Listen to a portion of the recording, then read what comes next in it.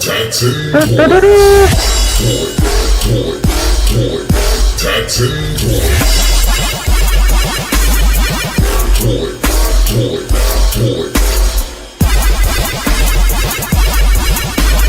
Powered by Tats and Toys.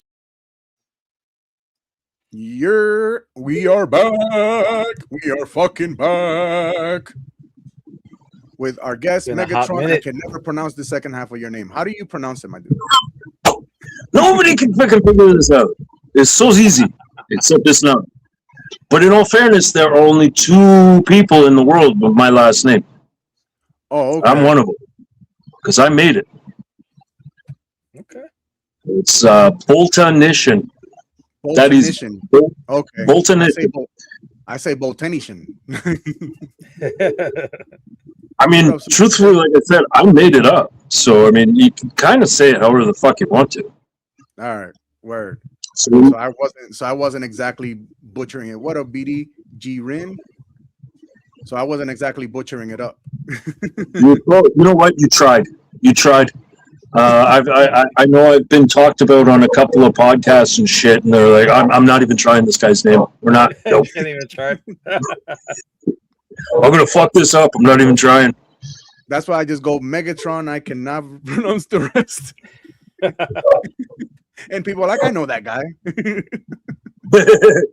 I forget who it was. I commented on one of their pictures, and he's like, "Thank you so much, guy with extremely long fucking name." Like, yeah, that's fair. That's fair. That's hilarious, man. That is hilarious. All right. It's been a while since we've had financial mistakes, but we are back. I make financial mistakes daily. Yeah, I can't say it was a financial mistake today because all the money went to getting my car to run. So got that done. Can't complain. A new starter in there. Now I got to get a new fuel pump in there. It's not one thing. I saw the shot you shared. You shared. It's a beautiful damn car. I'm glad you got it back up. Thanks, fam. It's been. What you rolling in? What was that? What are you rolling in? What do you got? 2005 Subaru STI. Nice. Yeah, old school. I'm running a stage 2 tune, got some bolt-ons on it, and it's been sitting in my garage for like the last 2 years, but I got it running today.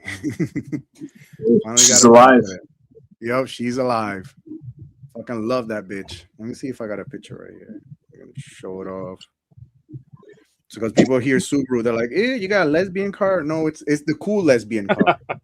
See, it's the cool lesbian car. Nice. You know what I love about Subarus? Every fucking engine is the exact same. Every car.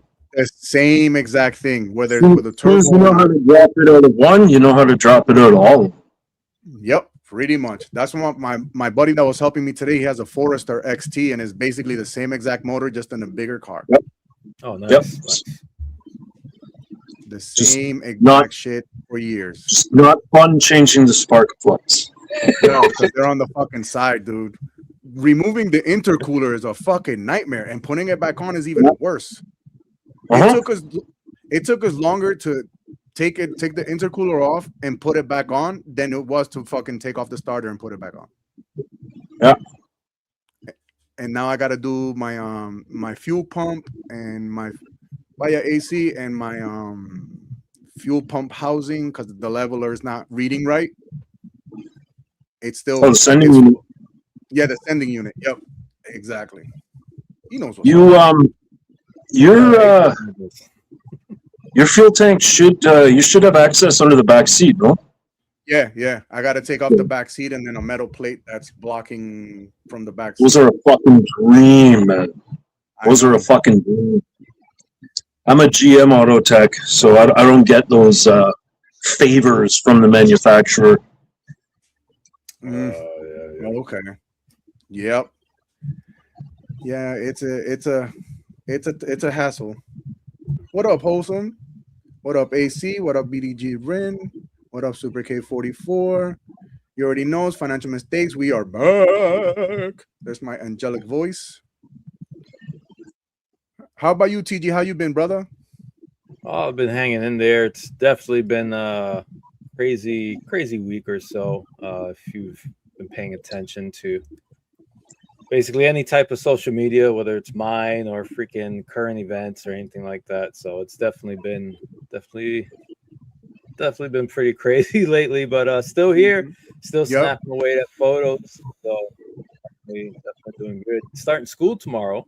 Oh, nice. Oh, Hilton. So looking. That's got to be exciting. Yeah, going back to school. I'm honestly about to see what other trade I can get into because tattooing is not paying the fucking bills, dude. I lost $2,200 in 2 weeks. What up, Red Hood? Because of cancellations and people not showing up to their appointments. Yeah. Nice. Tons of fun. You can go to a doctor, they charge you. I wish I could do that shit. I wish I could do that shit. The only thing I get to do is keep the deposit that they gave me. Oh, I don't even get that. No? I don't even get that. I get them showing up at 4 o'clock saying, yeah, so anyway, I'm here. Fix it. I need it by 5. That sounds about right. All right. I'll have it ready by 5. Just not sure which day. Yeah. But it ain't Tuesday.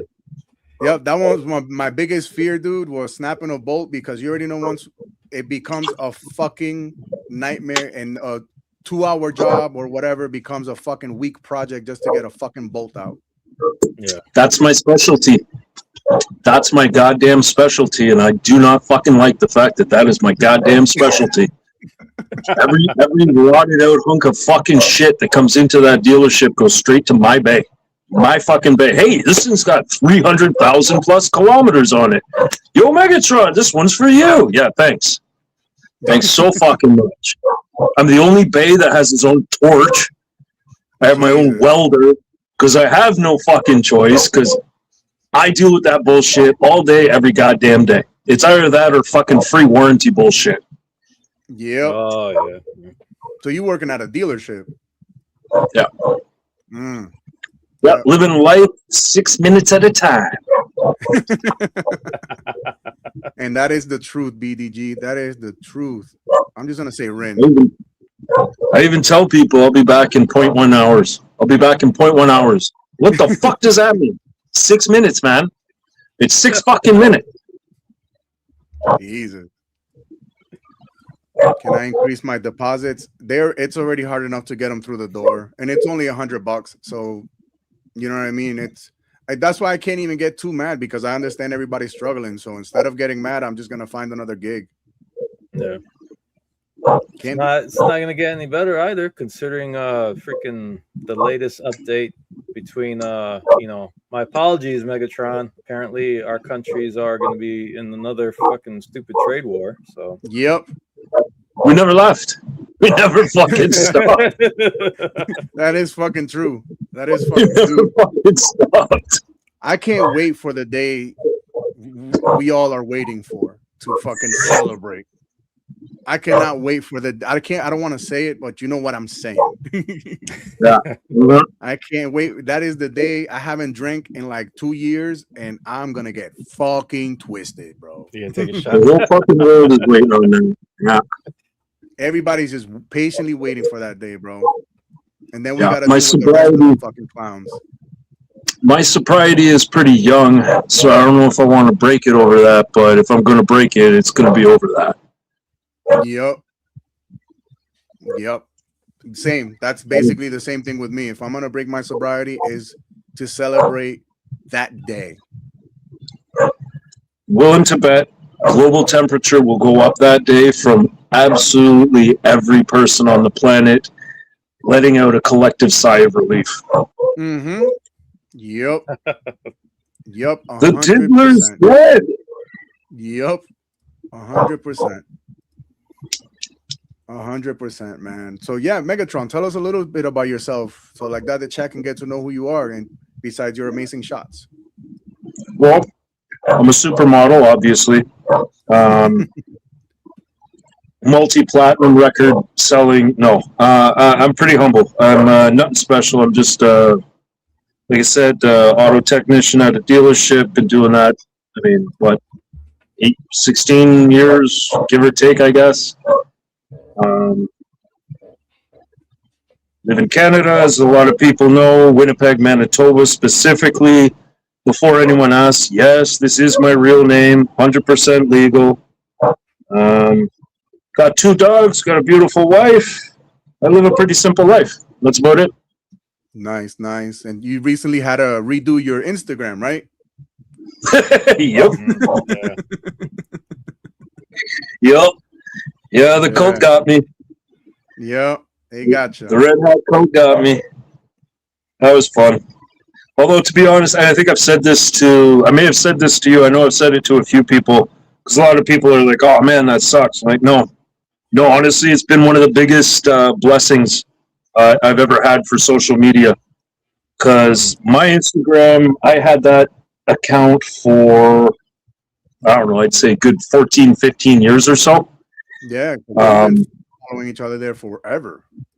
And as you can imagine, like as you're on there long enough, the algorithm, especially with Meta, lasts like basically since 2015, really likes to push absolutely everything that you say I don't want to fucking see on you. And I mean, let's be honest, I'm a bit of a fucking asshole. So when I see people being dickheads, when I see racist people and I see people making fucking misogynistic bullshit comments and death threats to, whatever, all that shit, man, I'm jumping in, I'm saying something. And I'm not nice.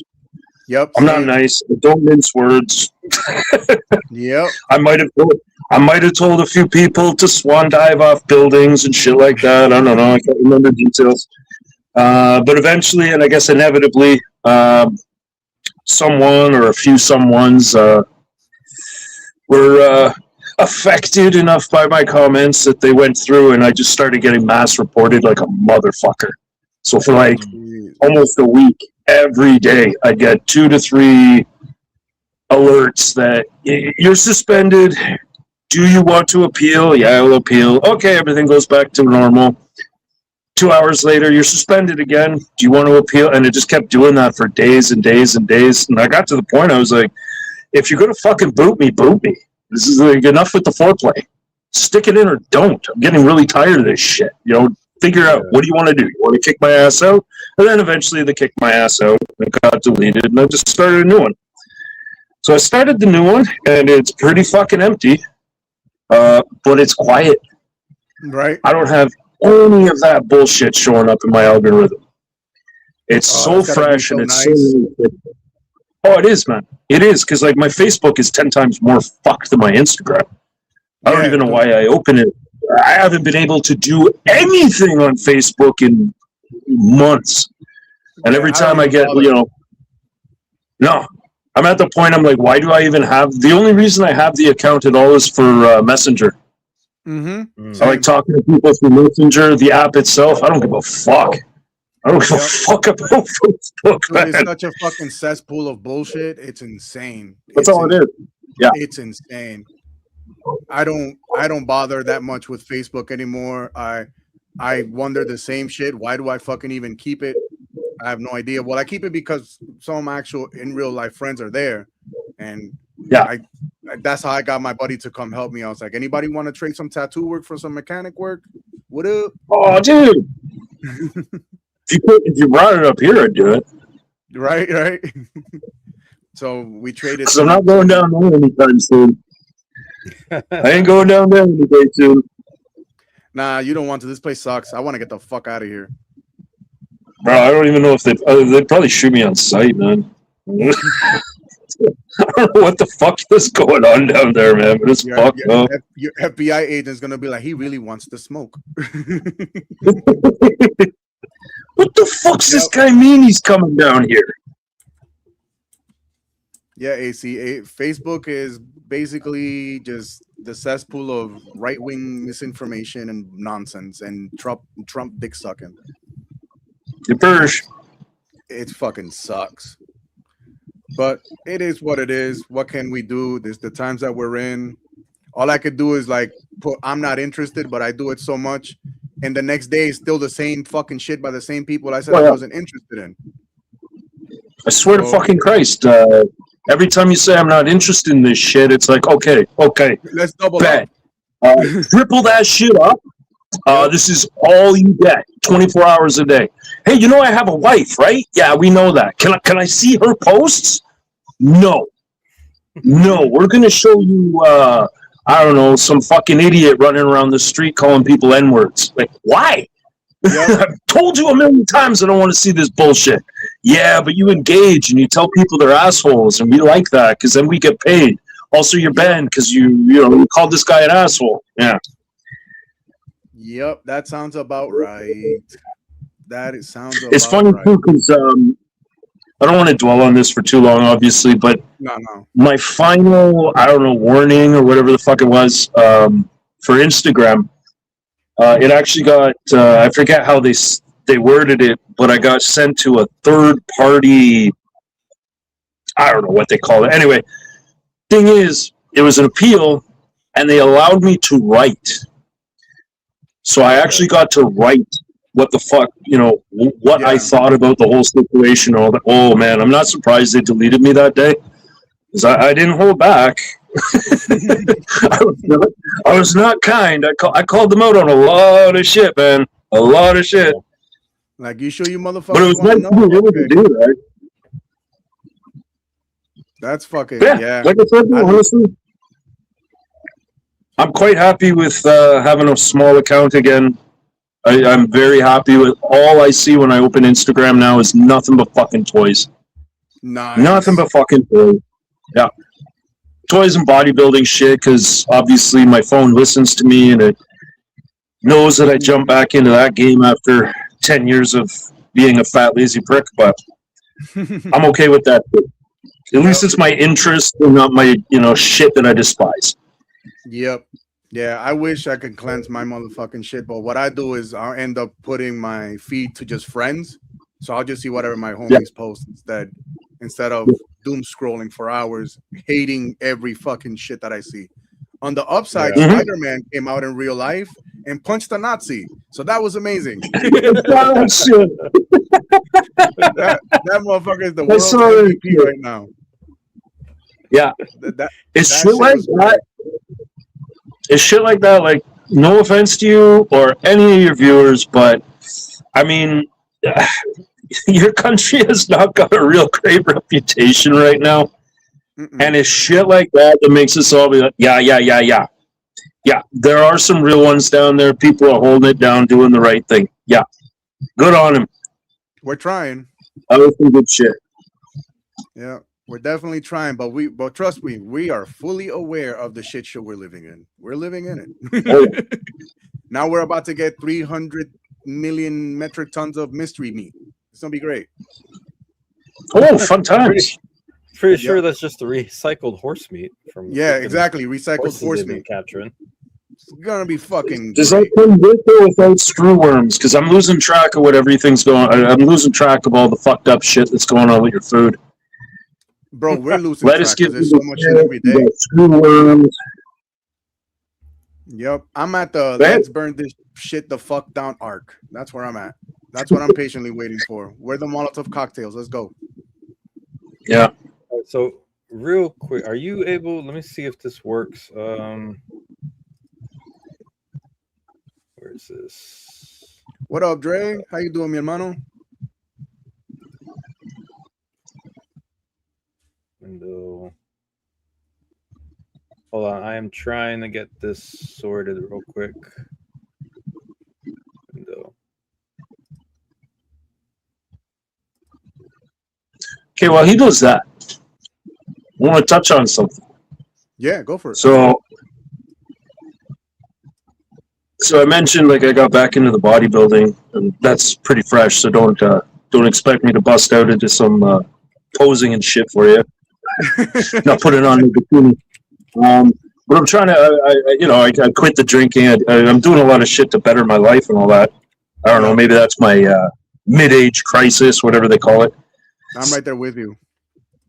I want to learn Spanish. Nice. I've wanted to learn Spanish most of my life. Now, granted, the reason I've always wanted to know Spanish is probably not the nicest or best reason why, because I grew up in the 90s. I was listening to the gangster music. I was watching the gangster movies. Blood in, blood out, Cypress Hill, all that shit was so close to my heart, and that made me want to learn it. But it's a beautiful language, right? But I'm not going to lie, that's definitely most of the reason. But I'm thinking about, I want to do that before I leave the world and all that shit. Because like we have French is pretty common up here. I know a little bit, and it's not as interesting. Yeah, let me know when you want me to add it to the stage, TG. Is it? Sorry to interrupt. Is it showing up right now? I clicked. Yeah, it's showing the list. Yeah, just the list. Yep. Hold on, I did something wrong. Yeah, I'm still trying to figure out that same shit too. And damn, AC, that shit was like right next to his son's job. That's crazy. This happened here in Michigan. Yep, the other day in front of my son's job, Spidey was serving knuckle sandwiches in front of Dearborn Civic Center. Doing everything a spider can. You gotta love that. Like that guy woke up one day and said, "Hey, you know what I'm gonna do? Yep. You know what the fuck I'm gonna do? I'm dressing up as Spider-Man. I'm gonna go fuck some shit up. Yep. I'm gonna go fuck this asshole up." Bro, that shit was amazing. I was like, out of all the people in the world, it was Spider-Man after that bullshit ad that the fucking it's like poetic fucking justice. And wearing the good suit. Suit. Yeah, the Toby suit, bro. The Toby suit. All right, see, I think I fixed it. See if you could throw that up there. Bam. Beast mode. So I know because of all the issues you've had over the years. It's really unfortunate that a lot of your work, Megs, isn't really out there for people to easily see all in one place. So I kind of just took it upon myself. This is just a small grouping of a lot of your early shots to up and current shots right now as well. And I just we don't really do this a lot. We haven't really done it before with other individuals, but I wanted to take the time to try and do just this little showcase, especially because that we both feel that your photography definitely warrants it. Hell yeah. From going from your early stuff up to how it is right now, and just everybody watch. So it is. Oh my God! Because it's foundational. It's foundational because as we continue to look at it, as the audience continues to look at it, I want them to be able to see, how somebody starts. Because I'm talking about your first shot probably came out in like 2019, somewhere around there, and you've been snapping. Oh no, it would have been earlier. A lot earlier. I think. I go back. I started back, I want to say 2013 or 2014. 2014. Oh, wow. Okay. All right. Yeah. I'm old, man. That forced perspective was nice.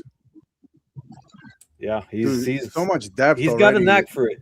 Got a knack for it. For real. And this is still his early stuff. It's funny you guys brought this up because I don't remember how long ago it was.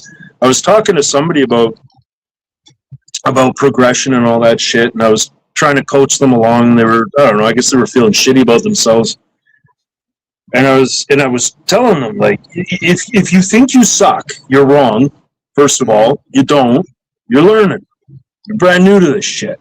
I'm like, but if you want to see suck, I know what it is. Yeah. Shout out to Calvin at my work. Oh yeah, we don't use real names. Anyway, shout out to Calvin that I work with, my buddy, my little buddy, my little brother. So he was telling me that he used to him and his boy used to make music, and he was shy about it, and he was kind of wanting to put it back out or whatever, and he made a whole album. And I'm like, why in the fuck would you make an album and not put it out?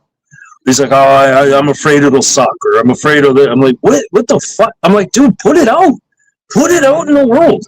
Who gives a fuck if it sucks? Then you just get better. Like, that's art, man. You like, and then I told him, like, because he had just found my Instagram and he was really excited about some of my stuff. I'm like, if you want to see sucks, if you want to see what fucking sucks, and it's going to take you a long time, not anymore, but on my old Instagram account, you could scroll all the way to the beginning. And you'd be scrolling for a hell of a long fucking time because I had tens of thousands of pictures uploaded. Yep. And if you go all the way to the fucking beginning, that's when you see sucks. And the reason I told him about that, and I've showed people my early shit before too, when they get down on themselves, because it's like, hey, you're acting like I'm some like something special. I'm like, but we all start somewhere. I'm like, I will show you how not special I am. I will show you how absolute shit I was when I started doing this. And I had pictures of, I think some of my first Instagram pictures were, there were Transformers and Dragon Ball Z figures with fucking ridiculous ass solar flares everywhere and cheesy electrical bulb fucking filters all over that, like just pure fucking trash. Like shit that you'd be scrolling along, see and be like, bro, that's you can see the progression of these shots. But like that's where I started. Yeah, of course I fucking sucked. I didn't have the slightest clue what the fuck I was doing. You know, I have a bit of a background with photography, animation, art, and all that shit. But I mean, when I first started shooting toys, I did not know what the fuck I was doing. I did not know how to pose shit. I didn't know how to do a goddamn thing. And you just stick with it, and you stick with it, and you just keep learning and learning and learning. Mm-hmm. And you eventually, and hopefully you can look through. Well, you can't anymore. Hopefully, in 5-10 years' time, if somebody's scrolling through my current Instagram account, if it doesn't get deleted next week, they'll see the same fucking progression again. Like shit that I posted yesterday. I'm hoping in 5 to 10 years' time, I can scroll back and be like,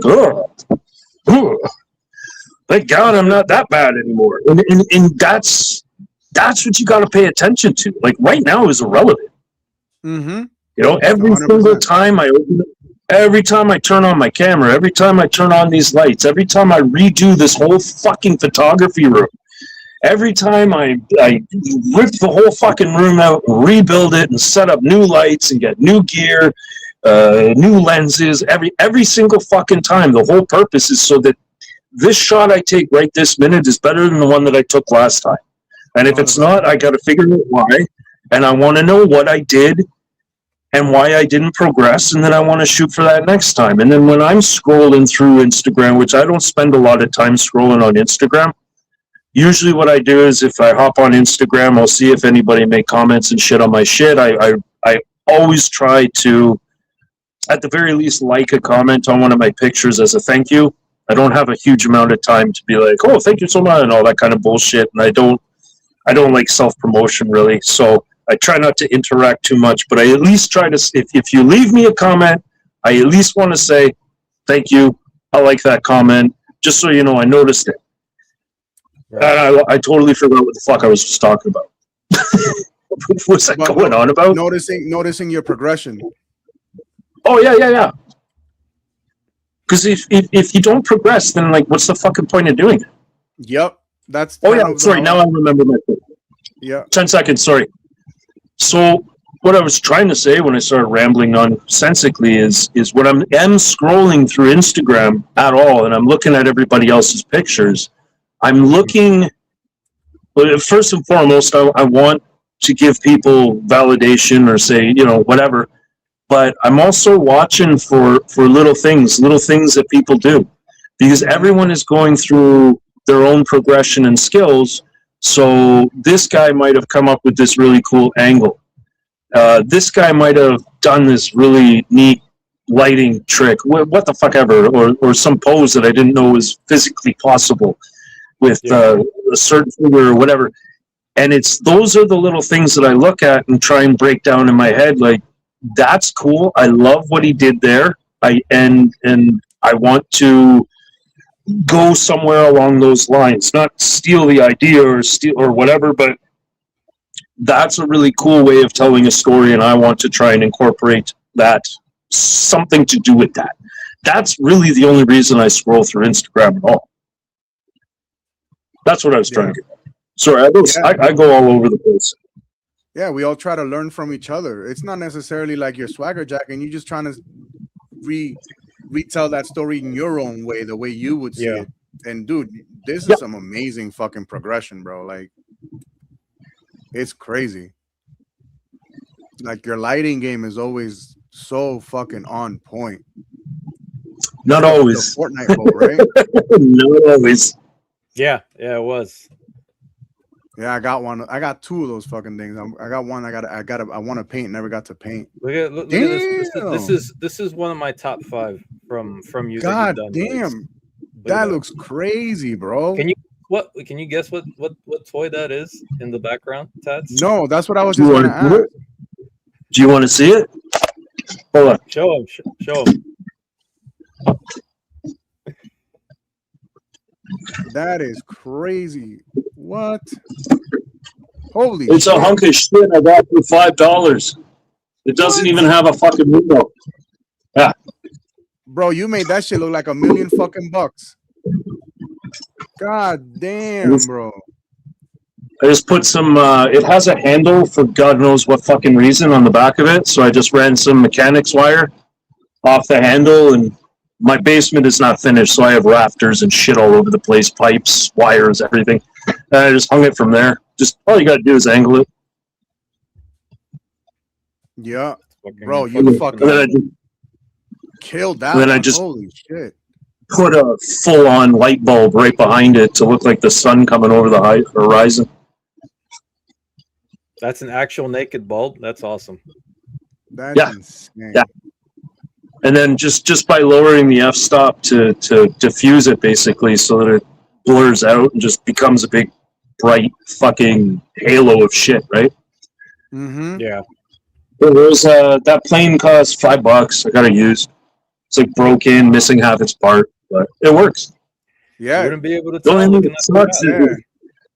The only thing that sucks about using it is because it's so goddamn big, but it's so off scale. It's like you have to do this. It's like you have to do 2 styles of horse perspective at the exact same time, because it's got to be pretty close to the camera, but it also has to be pretty far away because it's not going to fit in frame if it's too close, and is not going to blur out if it's not too close. So it's a really interesting game of fucking around with shit to get it to work. It's a game that you have perfected over the years, and I don't say that lightly. Like, look at this one. That's one of those like explosions that you make with like the foam, right? Yeah, it's cotton balls and I don't know, plastic container, just glued. And then you stick an LED bulb inside, and kablamo. Jesus, bro. They look so ghetto as fuck when they're not on camera, but on camera they look great. That's all. It's like a 10-minute. Yeah, they're on camera. That's all that matters.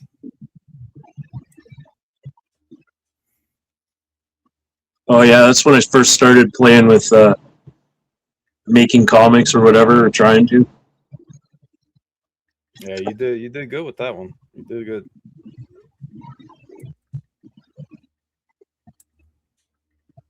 Give me a second. Gotta talk to the shop owner real quick. Yeah, bro. Those fucking you made that plane look like it was worth like $200. For real, bro. With that shit's crazy. That's one of those things, though. That plane is one of those things that I love to own, and I fucking hate having it. Because it is pretty goddamn big, and there is nowhere to fucking put it. And I use it almost never, because I don't want to use it in much. It's a random, once in a blue moon, I need a big ass plane in the sky, and that's when it comes out. But all the rest of the time, it's just in the motherfucking way. And I'm not gonna swing my camera around to show everyone this disaster, but there's a lot of shit in the way. It's It's there's a lot of shit in this room. So that room is basically dedicated just for photography, pretty much. Well, the whole basement, I just took over the whole basement. So about half the basement is just my toy and photography area, and that's what I'm sitting in right now. And then if I just turn the fuck around, I got my home gym. That's the other half. Nice. And then in the mystery room over there, we have my little garden. Nice. That we aren't going to talk about. Although I can up here. I think you guys are still in the past with that. But anyway, we won't go into that too much. But Yep. So yeah, my whole basement. Sorry, go on. No, go ahead, finish.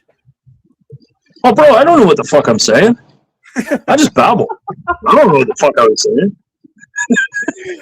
All right, no, I was gonna say. So we were able to, I was able to hopefully introduce everybody watching, whether right now live or afterwards on the replay, giving them a taste of what exactly your photography is, the style of your photography, the shots that they're missing out on, because of obviously your original account isn't up anymore.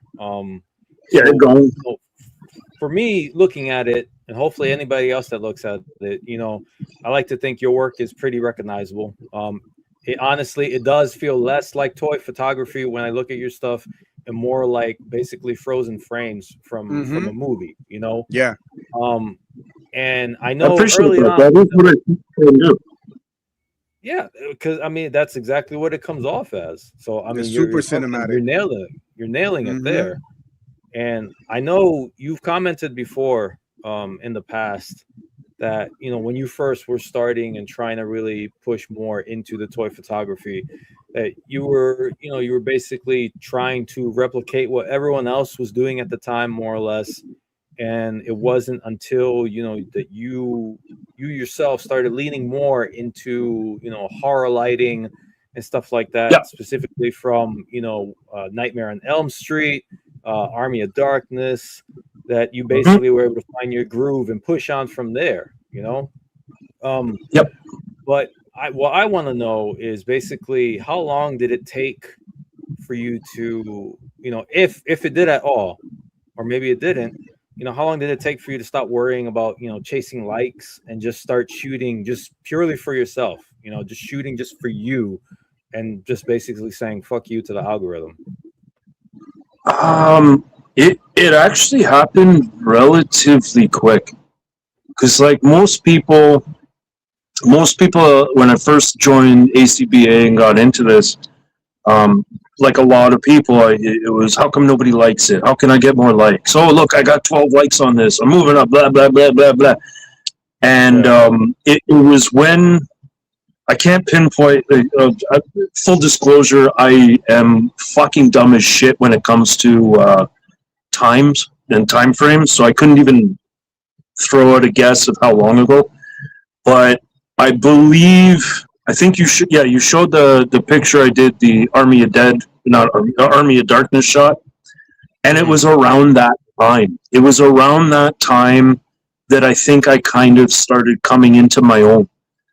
I had a few friends that were around the same amount of time in this game as me, and we were talking about stuff and shit, and the concept of what's popular and what gets attention was coming up, and somebody had mentioned maybe move away from the horror stuff because horror is just never that popular on the page and all this, and it kind of hit me as like, well, then I don't give a shit. Because I love horror. I've always loved horror, and a big reason I loved horror was that lighting, the ambiance. Yeah, and that goes to the filmmakers, right? That goes to Wes Craven. That goes to name them all. But that style of lighting, and I've touched on this with a few other people, but that style of lighting is what I love the most because it's so melodramatic, and it is relatively simplistic, and it can really give you a big slap in the face visually.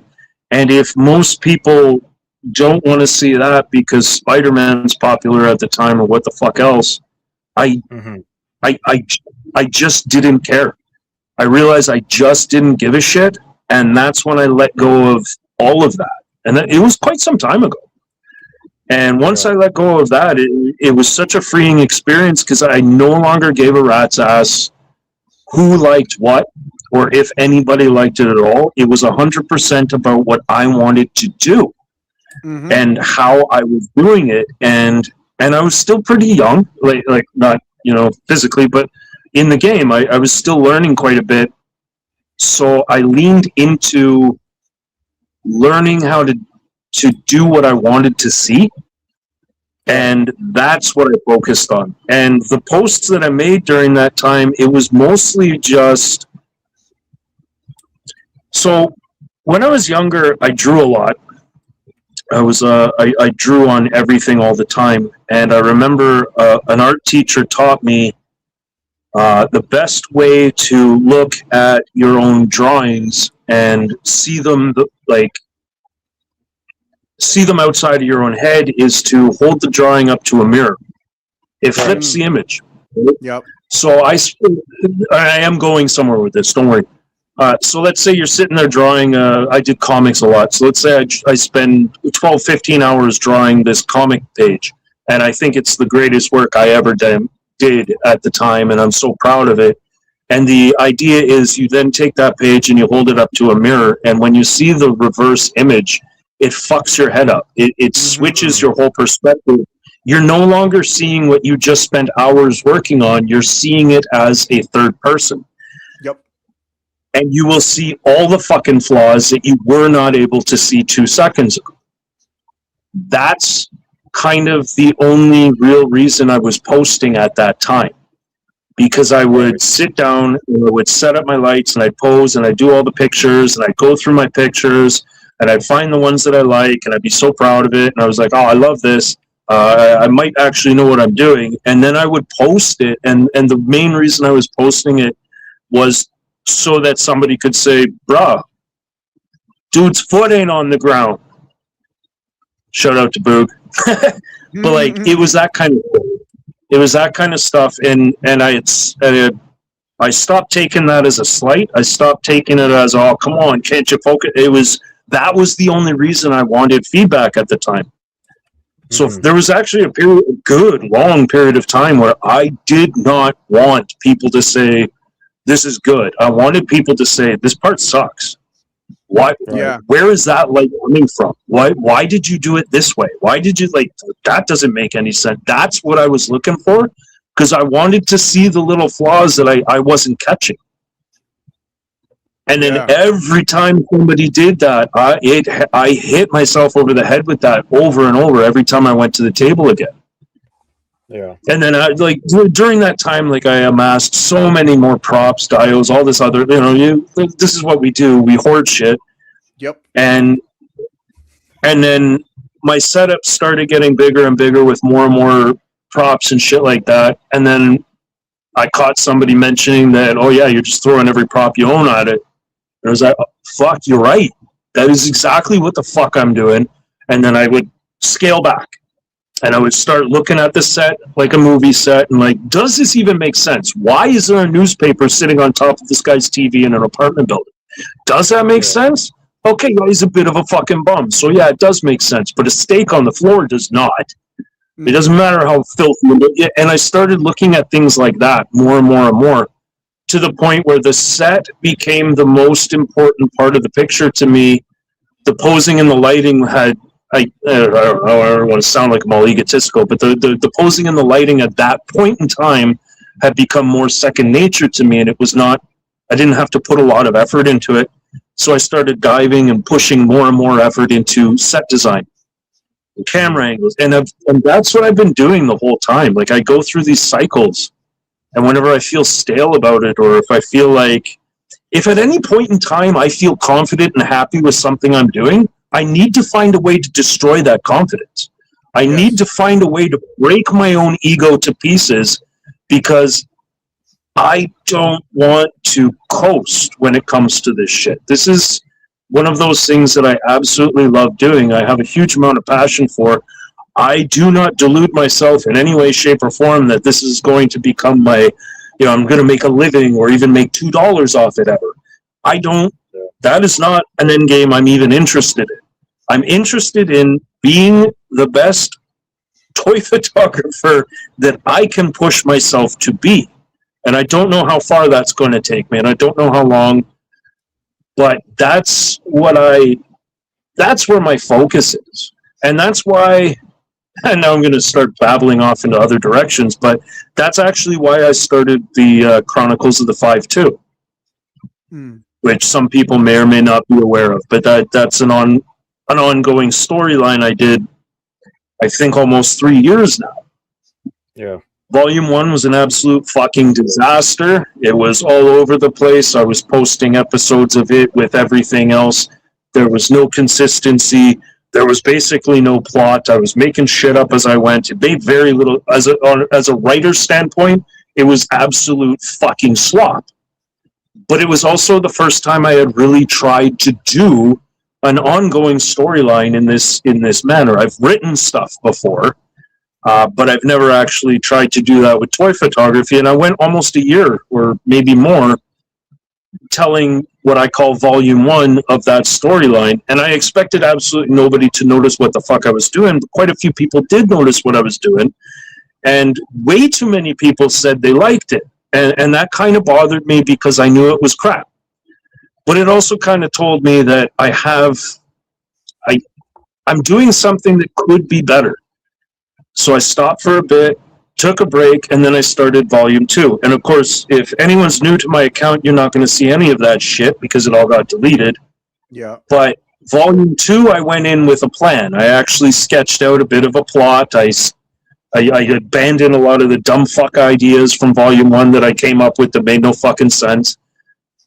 And I actually started kind of writing it, and I started numbering all the different posts so that if anybody wanted to actually go back and read it and see all the stuff in some sort of coherent line, they could. And it was better. The writing got a little bit better. I'll give myself that. It couldn't have got much worse than the first year. And then I took a very long break after I finished volume 2. And by then, a decent amount of people actually followed it and talked to me about it, but I was burnt out. So I said, okay, I'm done for a while. And I took quite a vacation from it. And then I guess just all the things coming together the other day, I'd been thinking about it, and I decided to start with volume 3. The long rambling point I'm trying to get at is the writing is what I'm trying to improve upon now. I recognize I'm a really bad writer. I've always been a really bad writer. I'm a schlocky writer. But I'm improving because I'm trying to improve. Just like I was an incredibly schlocky, shitty, garbage fucking toy photographer, and I improved because I focus on what I suck at. Look for what you suck at and fix it. Yeah. Yep.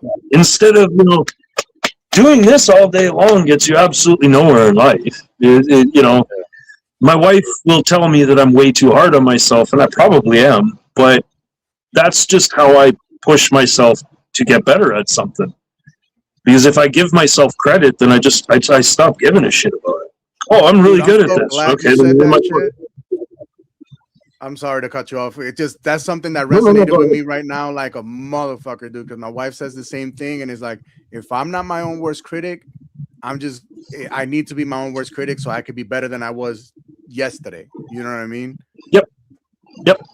Yeah, I'm so glad I'm not the only fucking one that thinks that way. Because for a while, like, I thought it was like a me problem. Like maybe I am too hard on myself, but no, it's like we're trying to do the best that we can every single time. Try to give out the most quality that we can give out.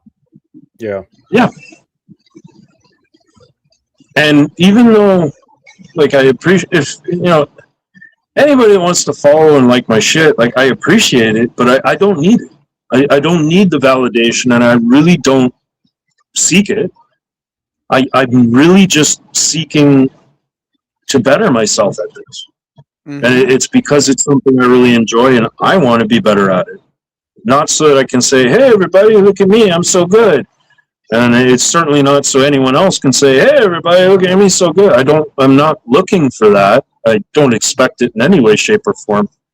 But I do expect myself to consistently get better.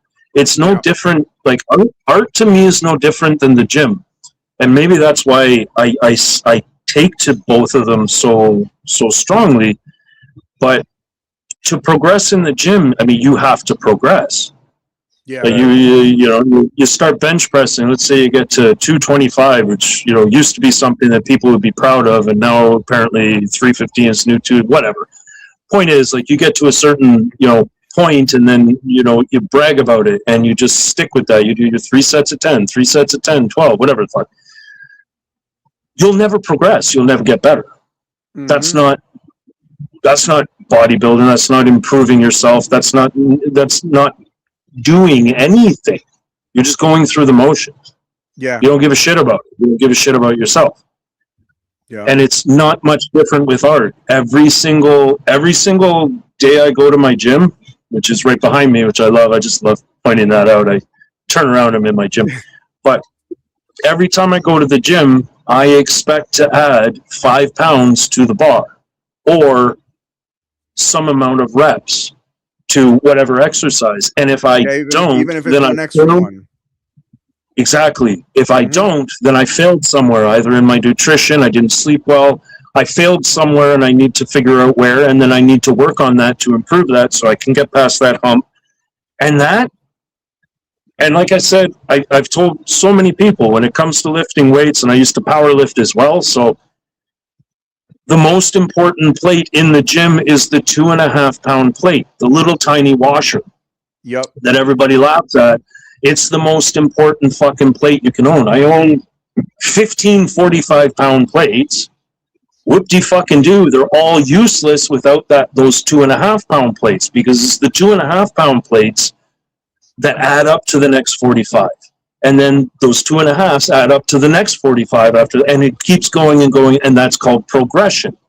Mm-hmm. So the little shit is the most important thing, and when it comes to art, it's the same thing.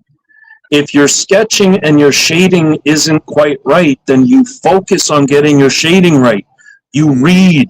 Oh God, please, people, start reading again. My God, just books, please. Anyway, but like, learn from other people that know how to do the shading and the highlighting, and figure out where you went wrong, and then put it into practice, and it'll be a little bit better today, and then focus on making it a little bit better tomorrow. And then when you get to a point where you think you've progressed, now work on something. But like, it's all the same shit. It's tiny stuff. Tiny movements forward. Mm-hmm. Yeah. Yep. Little tiny movements forward. And then 5 years goes by and you're that much better with whatever the fuck you've been working at. Or you can get hung up on, I'm not good right now. Yep. Okay. You're not good right now? Okay, well, I guess fail. I don't know, give up? Like, what the fuck is the point of that? Yep. Why are you not good? Like, don't say you suck. Say you suck at lighting. Say you suck at posing. Say you suck at having the patience to stand them all fucking back up when they fall over. When the domino effect happens. Figure out what it is that you think you suck at, and stop sucking at it. Just keep working at it. Just keep working every single time. Like, who gives a shit? I got a good question here. I got a good question here because I want to see I use a circular polarized lens, but it says, do you modify or customize figs to catch light more to make them more realistic? I find figures are a little too plastic and reflect lights in weird ways. Yes and no. Do you use the matte spray at all? No. No, I don't do a lot of permanent changes to most of my figures. I do have CPO lens. I use a polarized filter that on my lens that normally does the job of getting rid of all the unwanted glare. Sometimes it doesn't get rid of all of them, but yeah, I know what you mean. I often use angles. To try and get rid of the glare. Also, sometimes the light that I keep blinding you with, sorry about that, I forgot. That no bright worries. light behind me, sometimes I just have to turn it off so that the forward face, because a lot of my images, if you look at them, I mostly do side lighting. I don't typically have any or much Straight Lighting. straight ahead Yeah. lighting. I've never liked the look of it. Yep. Same. But I do weather a lot of my figures without doing it permanently. And I wanted to show, I have a big bucket of it, and I don't know where the fuck it is right now, so I'll just describe it. But years ago, I was doing some desert shots, and I really wanted some believable sand, like to do the foreground and whatnot. And and I own reptiles, by the way. I've owned large snakes almost all of my life. What? So I'm substrate? very, Was it the substrate? Yeah. reptile substrate. Yeah, that's exactly what it is. I found it at a pet store, and I smacked myself in the face for not thinking about it earlier, because I've known about this shit for eons. But it's a desert substrate. And you can get it at any pet store that deals with reptile stuff. And it's a super dusty sand, but it's sand with pebbles, rocks. There's like 50 different grains of like different sizes of pebbles, rocks, whatever you want to call it inside. So it's not just, you get play sand, it's all the same texture, it's all the same. But the substrate is very naturalistic, because it's got like all kinds of and I wish I could show you, but it has all different like pebbles, rocks, and shit like that, and it's all the same, but it's the dust. The dust is what I love the most, because whether or not I'm doing a desert scene or whatever, a lot of, especially my G.I. Joe figures, I've taken the figures and just jammed them into the substrate and then pulled them back out, because it clings. The dust clings, and it clings into all the right places. So if you go through any G.I. Joe shot I have with, especially the Vipers in a desert scene, it looks like I've weathered them. Well, it's just dirt. It's literal dirt. And then if I want them clean, I just take a paintbrush and whack it, and they're clean again. But it does a great job of knocking that shininess off as well, and it's not permanent. I will do some permanent changes to figures, but it's pretty rare, because I always think that I'm going to fuck up, and then I've permanently done something that I don't like to it, and then I'll just throw it out. I'm nuts. But when I figured out that dust trick, that's been my go-to for years now. That's good stuff. That's the terrarium stuff, right? Yeah. Yeah. I actually been meaning to grab some of that. Exoterra is one of the big brands, but it's just called Desert Substrate. And you'll find, it's Exoterra. Exoterra is the specific brand I bought, and it's Desert Substrate. And if you find that in a pet store, all you have to do is look at the bag. It's a see-through bag. You'll see what I'm talking about, the different grains. Yeah. I actually saw it not too long ago when I went to get dog food, and I was like, huh. And I didn't know it's an actual thing people use. Now I know. Oh, 100%. Used it for years. I have a bucket of that. I have a bucket of kitty litter, busted up drywall, random rocks and stuff. Because that's more of like a concrete rubble look. Yeah. And then I have a big jar of white sand, which I just got at the dollar store. I didn't even know it existed, but I saw white sand, and it works great for snow. It doesn't cling to the figures very well, so it doesn't, if you want snow on their shoulders kind of deal, then, I'll grab some baking soda or some shit like that. But the white sand works incredibly good for the foreground and like on trees and stuff like that. And it's really easy to clean up compared to like baking powder or soda or whatever else you might want to use for snow. And then the kitty litter I like using for like concrete rubble and stuff like that. I just have like all kinds of buckets of just random bullshit, and it's just come from fucking around. Hey, what would this look like on camera? Yeah. How would this look like? And I want a bombed out building, then obviously there's going to be rubble. Where do I get the rubble? I found kitty litter great because you can pile it, and it's that concrete-ish color. And then my house is a little ghetto, so I have busted up drywall here and there. Just grab a chunk, smash it up, mix it in, and then you got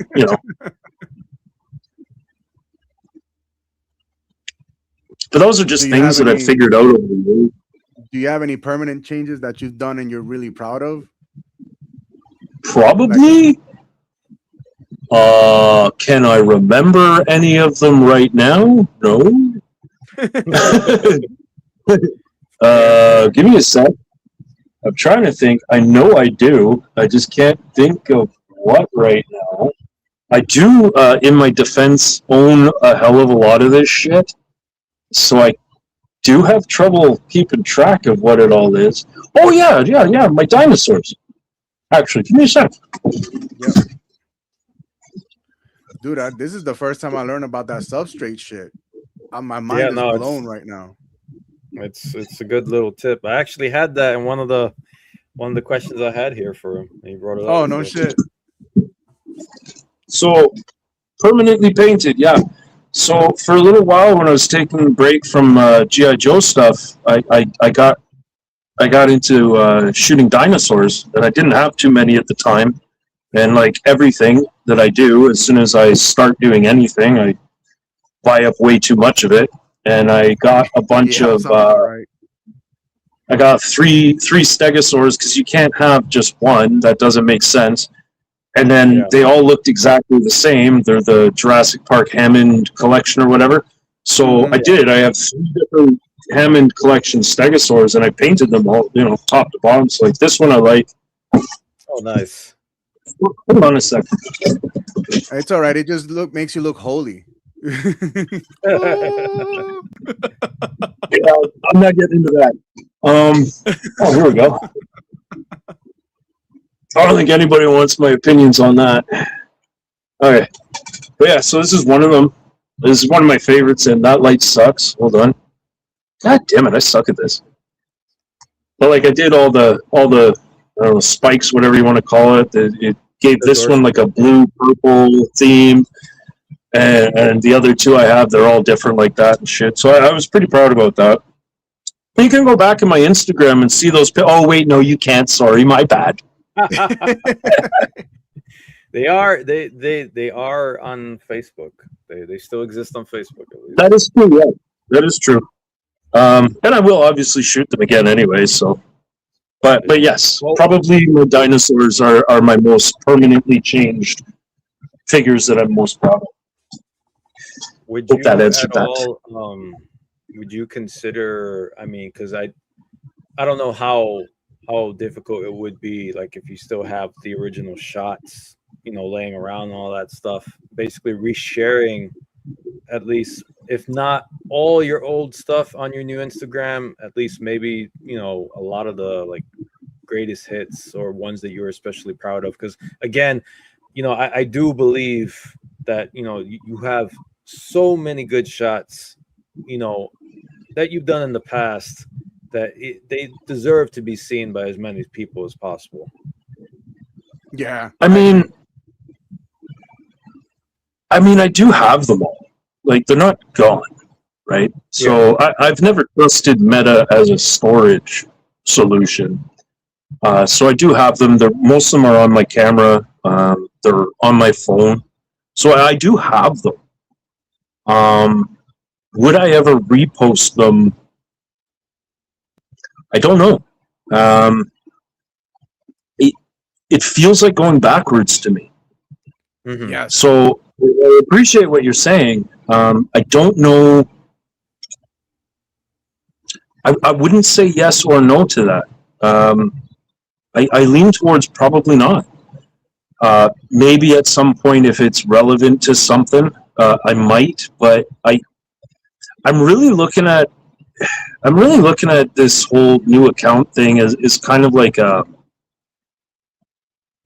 new start. I mean, obviously it is, but it's like it gives me a chance to just clear and focus on rebuilding. Not even rebuilding, but building again. Right. And I really don't. I'm not someone that likes to get caught up in the past, and I'm not super nostalgic, believe it or not. I'm really not nostalgic at all. So for the most part, no, I don't think I would. Okay, That's fair enough. fair because I feel the same way. Like posting an old shot, even if it's something that I didn't post, I'm like, I'm still not gonna post it. Fuck that. I'd rather retake it. Exactly. So like if I was scrolling through my phone looking at my own shit, which might feel kind of weird to me in the first place, but if I was doing that and I saw some like, oh yeah, man, I really liked this one, the chances are I'd be like, because of these things, and now I'm pretty sure I could do it better. And then I'd probably go that route. I'd probably be like, instead of just resharing it, I would just like, I'll redo it and I'll make it better. Because I'll find 12 things wrong. Like, it does not matter how good I think I did on anything. I can absolutely find 10 or 12 things wrong with it that I didn't see while it was in front of me, or maybe I just got sick and tired of fixing things. Like, so many different, who knows, right? But Right. I am really good at finding flaws. I mean, I tell people I'm a fixer, and that's what it is. Like, don't come to me to get happy feel good shit, because no matter how good you think something is, I'll find a lot of flaws in it, and it's just my nature to try. I don't expect to ever be perfect in any way, shape, or form, but I do strive for being better at stuff. And the only way you can get better is to figure out where you suck. Yeah. So yeah, I think if I had anything that I was really attached to for whatever fucking reason, I would reshoot it before I would repost it. Okay, fair. And then Super K says you should reshoot a few of them and do a now versus then. That actually does, Rin, that does sound like a cool ass like community challenge for sure. Because I'm even that just kind of took my interest too, because we were better now than we were 6 months ago. You know what I mean? This hobby progresses so fast, and all it takes is a couple of little fucking new hints and tricks, and next thing you know, your pictures just went up an extra fucking level, which is crazy. Exactly. Get a brand new light that works better than all the ones you had before, whatever. Like, there's so many things, right? That's something I definitely want to do. And then someone that I think would be a lot of fun. What are your go-to lenses? Oh, my Nifty 50 for sure. I just recently got a new 50 millimeter. A buddy of mine, he's a major photographer. Like he's almost a pro photographer. He has a lot of equipment and he upgrades his stuff all the time. And he sold me his old Canon 50 mil. I had a knockoff for years and it worked great. It was good, but he sold it to me at a really good price, and so I wouldn't say no. And I struggled to take it off my camera ever since, because I just love it so much. It outperforms every other lens I have. Having said that, the good old 18 to 55 millimeter kit lens is a really, really good lens too. Like, I have a Sony Rebel. It's an old one. It's a T6. But it came with the 18-55 millimeter lens. And, you know, anytime you get a new lens, it's you know, shiny, happy, fun things. But it's when you go back to the 18 to 55 that I find that I really start to appreciate it more. Because they all have their own strengths and weaknesses. Although I'm still looking for the weakness in that 50 mil. I love that 50 mil. I don't know how long that's going to be on my camera, because I don't remember the last time I changed my lens. And I have 7 or 8 different lenses. Please don't ask me which ones I have. I won't remember. But but I have 7 or 8 of them, and I used to change them often for different perspectives or whatever. But this 50 mil that I have right now, this Canon, I just love it so much. There's so much I can do with it that I haven't been able to do with my other 50 mil. I do have a 24 mil pancake, like the little thin fucker, and that's really cool. I really love using that one because you can get so up close with the camera. You can have the lens almost touching the nose of the figure and Looks get like a macro perfect mode. focus. Yeah. And you get such good, and then two, it gives such a huge wide shot if you bring it back. So if you want a big expanse, if you really want a feeling of the world being large, I do like that lens for doing that. But I don't know when I'm putting it back on, because I really love that 50 mil that I had. I've had that on. That 50 mil has been sitting on my camera for like 8 months now. Oh, no Nice. shit. Okay. I can do almost everything that I want to do with it, so I don't bother taking it off. I don't even know where most of my lenses are anymore. I used to have them all together. They're all over the fucking place because I just don't change them anymore. Yeah. Yeah, my camera has a fixed lens, so I know all about that. Having to move the camera to zoom in and zoom out. Ooh. I need to upgrade my camera eventually. I've had it for like fucking 7 years now. Yeah. I think mine's technically due to be upgraded, but I don't know. I've had it so long, and it's never let me down. Yep, when it works, man. Yep. Let me see. All right, so I mean, you touched on it a little bit when we were talking earlier, but going back to the 5.2, which correct me if I'm wrong, I consider it probably your most successful, involved storyline that you've done with your figure photography to date. Oh yeah, without a doubt. Yeah, without a doubt. For as long as I've known you and we've been friends, I can recall several instances of you speaking about either when it comes to how much effort you put into the 5.2, how much you did put into the storytelling, and you have been overly critical as well, self-critical in terms of how much more improvement you can do in terms of that storytelling.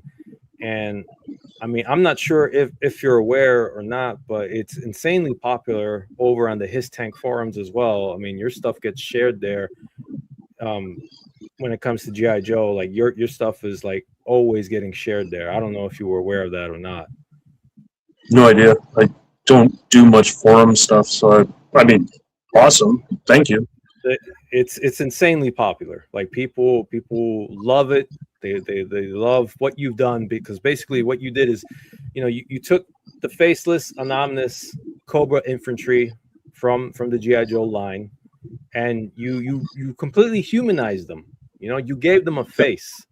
That's exactly what you did. You with these tense scenes that you make, whether it's the Cobra Vipers pinned down in the desert firefight behind a flipped vehicle, or it's Outback, hiding behind wooden crates, inside of an enemy stronghold. You got so many cool, freaking brutal setups.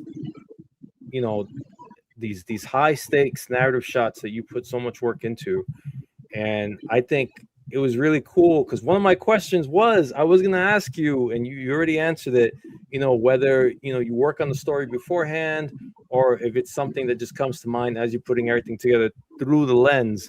And I think, honestly, being able to hear you say that, that you take the time to try and script these out, it definitely shows, not just in how the pictures come out with the figures posed and everything put in there, but also with the actual storytelling itself, because I love reading that too when you put it out there. Like it's all definitely cohesive. And again, I know you were harsh on yourself and stuff, but like you're good. This is coming from somebody that I've done quite a bit of writing in my time, and I can tell you that that the effort is more than there. And I'm hoping to see more. I started to see more of, I think you just started volume 3 on your Instagram, and I'm looking forward to more. I felt like it was time. I the 5.2, it's a kind of a funny story because I had never really army built before. And then when the classified line came, I was like, I want a Cobra Army. And I got a bunch of them, and I was dicking around and taking pictures and whatnot. And I got the idea for them out of the blue because I wanted to like differentiate them from all the rest of them. And I think the first time I referred to their infantry number, I think I called them the 51st. I can't remember. Can't go back now anyway. But it was random. I had no thought process put into it, and I just mentioned it in a little what do you call it, like story or whatever, under a different picture, and it kind of clicked to me that they should all look different. I mean, besides horror, I grew up completely immersed in specifically Vietnam era movies. Very gritty shit and books and stuff.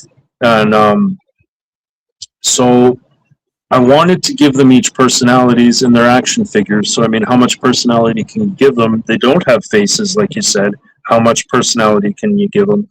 So a little bit of gear swap here and there, and that kind of made them stand out from each other at first. And the idea kept kind of snowballing. I couldn't let it go out of my head. And then I started sort of formulating the, I guess you'd call the mythology around them. Yeah. And in my head, because I have touched on individual personalities with them a little bit, but not all of them. I've spent an enormous amount of time thinking about them. Like I've thought about them while I was at work, and I've gone through in my head. Like I've gone through storylines. I've given them names. I've given them families. I've given them backstories and stuff, because it's part of the whole. As the storyteller, I have to know that. You as the audience doesn't have to know what this guy's name is, or that he had a brother that, I don't know, killed himself or some shit. I don't know why that came up, but whatever. You don't necessarily have to know that, but if I'm writing a story around this guy, that's important, because that's formulative stuff. Yep. So I've spent an enormous amount of time doing that in my head for all of them. And then, look, I have been dicking around with this concept for probably 4 years now. So that's a lot of time. And when I'm immersed in actually doing the shots and writing the stories and stuff, I'm very much immersed in that. And what started as this could be a fun idea turned into some, like, it's going to sound stupid, but I fucking love those guys. I love them. I love what I can say with them. I love humanizing them and yet keeping them. They're assholes, right? They're the enemy. But the real world is not black and white. It's very rare that the asshole is just evil and bad. It's extremely rare in real life that is the way it is. There's a lot of perspectives. There's a lot of gray. And that's what I wanted to touch on. And when I started doing the G.I. Joe stuff, and I get kind of gritty, because, like, war is gritty. It's not pretty. Oh, that rhymed. Sorry, I didn't mean to do that. That was cheesy. Dropping bars. Bars. But, war is messy. It always has been messy. It doesn't matter what team or side you're on. You're doing bad things, and they're doing bad things, because the whole fucking thing is bad. Yep. So I do like to push that like almost ambiguity onto the G.I. Joe side of things. I like them to not be, I'm Captain America, crystal clean, everything is good. I don't like to have them look like that, because that's not how real life is. And it's certainly not how real life is when you're talking about anything to do with the military, especially a live war. Yeah. So I like pushing the Joe side a little bit closer to the edge of, whoa, whoa. Good guys don't do that. But I really like to, especially with the 52nd Infantry, I really like to push the boundaries in both directions. I want the audience to empathize with them only long enough to remind them they're really, really bad people. Yeah. And then I've always appreciated, especially books, really good authors will do this well, but movies do this sometimes too, where you really empathize with characters and then you're constantly questioning yourself and your own morals and ethics because of their behavior. Because they'll do things that you're like, well, yeah, that's right. And then immediately you realize, wait, but he just shot a kid 3 days ago. I can't clap for him, can I? And it's that moral ambiguity back and forth that is really, really fun to play with. And it makes, and for me anyway, it makes you think differently and not just in a linear black and white kind of way. Yeah. About subject matter, I guess. Hope that makes sense. Genius. I hope Yeah, you're you're basically storyboarding more for the most part. Yeah. That's fucking genius. Now just checking some out because the shop owner hit me up. It's like, I got some people that want to talk to you about tattoos. So I'm like doing that and checking your stuff out at the same time. It's all good. So, my bad. I was paying attention though. No, it's all good. It's all good. It's awesome because being able to, for me and Tats and everybody else watching, being able to, and this is what I like about, what we're trying to do with our show here, giving an opportunity for the people behind the camera to extrapolate more on the shit that they shoot and why they shoot it to begin with. Because at the end of the day, let's be real, going with Instagram, the Instagram flow, the algorithm, I love being supportive of the community. I freaking love seeing everybody's shots. But at the end of the day, it basically comes down to just it's a scroll fest because one, I'm trying to show appreciation and love to as many people as possible, which is insanely hard to do because there's just so many of us out there, and you're trying, you it almost feels like you're going against some kind of freaking clock, trying to make sure that everyone to a degree feels included, but there's always going to be some people still left out and shit like that.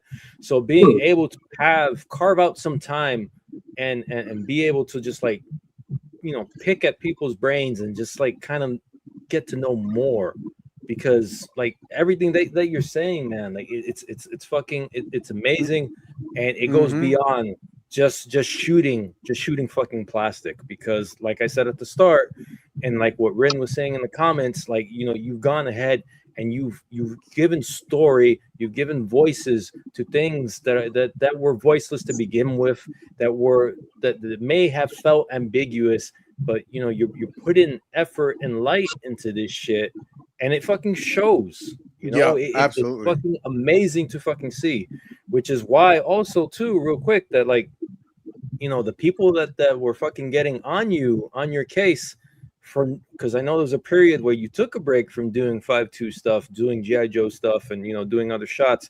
Yeah, you were doing Mythic Legions for a while. Yeah, the people that were giving you fucking any kind of hassle and fucking problems and shit like that, like, I mean, they need to chill the fuck out, seriously, because I mean, this kind of stuff to begin with, like, it takes time, it takes effort. It's not meant to be fucking just thrown out there. Rush through. Yeah, quality shit. I want to add something to that, and I know where I stand with a lot of things, and this might sound like it goes against it, but I try to cut those guys a lot of slack because people are going to people. And That's fair.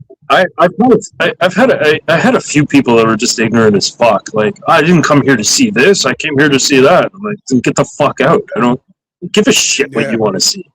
I came here to post what I want to fucking post. If you don't like it, the fuck out. But a lot of people with that sentiment, but not,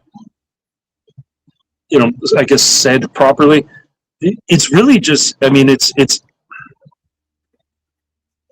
a bit of a backhanded compliment, but I don't think it was ever meant to be one. I think it was meant to be a compliment. But people, especially in this day and age with the internet, we a lot of us have forgotten how to talk to each other. A lot of us have forgotten how to interact properly. And in the day and age of social media where everything is a 15-second reel that you then make a 2-second quip about and move on to the other 400, people don't put a lot of thought into what they say online. So I do cut a lot of people slack in that I don't think anyone, well, some, but I don't think a lot of people are just trying to be jackasses about it. Having said that, though, I do stand 10 toes down, and I'm nobody's clown. I'm not gonna dance. I'm not gonna dance because you boom and throw peanuts. First of all, nobody's throwing me any peanuts, and I'm not asking them to. And I've said this to people before. I get absolutely nothing out of this. I've been doing toy photography for, I think, close to 13 years now. I really don't know exactly how long, but I've been doing it a long time. At no point in time have I ever received a single red cent for it, nor have I asked for, nor have I tried to. Not that I think I ever could if I tried, but my point being is anybody you follow, whether you consider them a peer or if you're just a consumer of content, if you're just a consumer of content, I agree with you 100% on that, TG. If you don't produce this kind of shit, you have no idea what actually goes into it. And that's not me trying to say that you owe me anything, or anyone else for that matter. Nobody owes us anything, but think about what you say to people if you want to continue to consume the content. A lot of people will bow down to requests and demands because they want that validation, or they seek, the popularity for whatever reason. And I'm not knocking people. I know I've made smart-ass comments about that shit before, but I'm actually not knocking anyone for if that's what you're after, then that's fine. That's all the power to you. But people have to understand that that's not what everybody is out there for. And 100%. If the attitudes towards the people creating the stuff that you like, if you give them enough attitude of you owe me something when they clearly don't, you will probably stop seeing what you want to see. Because I've blocked people. I've blocked people just because I'm not going to deal with your bullshit. I don't do that lightly, but I mean, if you annoy me enough, then yeah, you're gone. I don't care. And I'm not the only one that's like that. So if you enjoy something that somebody does, just enjoy it. And if you don't enjoy what they did today, because it's a little bit different, you don't have to care that they might be trying to learn something new, or they're just spreading their wings in some way, shape, or form, or whatever. You do have to understand they don't owe you shit. And if I don't owe you anything and you demand something of me, then you just might never see me again. And that might not mean anything to you, but it might. And if it does, then just think about that. Behind every screen is a person. And I dehumanize people online when they're shitheads. And you do too. I think all of us do. I do it all the time. I make reels about it. I will go to my grave saying there's plenty of motherfuckers that deserve that shit. But I do know for a fact that not all of them are like that. Not everybody is exactly what you think they are. Some people are very different from what you think they are. That can be good and bad. Some people have their own little personality shows that they put on. Not naming names.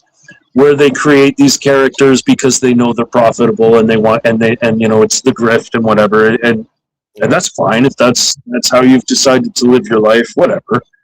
I will judge because I do, but I know that it's not my place to. But the point is, you have to, like, every single screen that you see on these social media accounts has a person behind it with a family, a life, problems, yada yada yada. Don't demand things of people. Accept that they aren't always going to want to do what you want them to do. If you want them to do exactly what you want them to do, pay them. Yeah. But do not pop into my DMs trying to pay me to do anything, because I will tell you all to go fuck yourselves. I'm not interested. Yep, same. Not everybody is out to make money on absolutely everything that they do. So,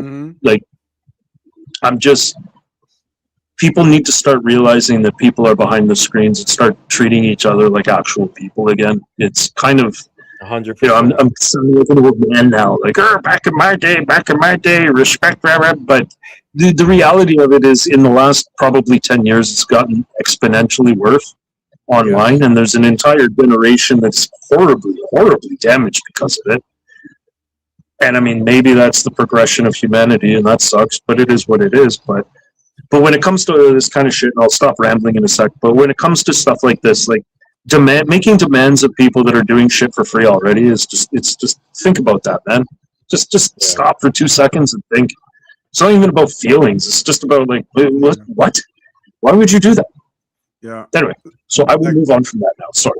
Like, just to put this out there with me, for an example, a lot of people think I'm doing what I do when I call people out for validation. It's like, no, they're just genuinely pieces of shit.